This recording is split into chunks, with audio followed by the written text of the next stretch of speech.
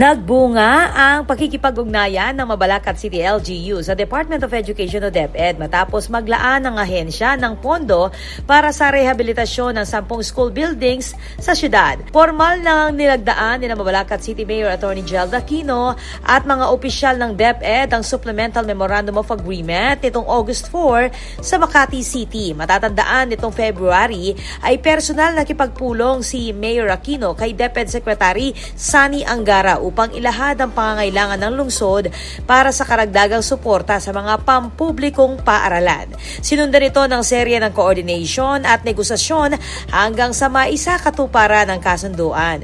Kasama ni Mayor Aquino sa ceremonial signing sina DepEd Undersecretary Peter Irving Corvera at Assistant Secretary Aurelio Paulo Bartolome. Sa ilalim ng kasunduan ng Mabalacat City LGU ang mga ngasiwa sa rehabilitasyon ng 10 school buildings gamit ang pondong inilaan ng DepEd. Ayon kay Mayor Aquino, mananatiling prioridad ng kanyang administrasyon ng edukasyon at patuloy itong makikipag-ugnayan sa national government upang makapaghatid ng mas maraming programang magpapahusay sa kalidad ng edukasyon sa Mabalacat. Ako po, Patricia Mamangon para King News Force Pampanga Balita, ang tutuking Balen, susuyo.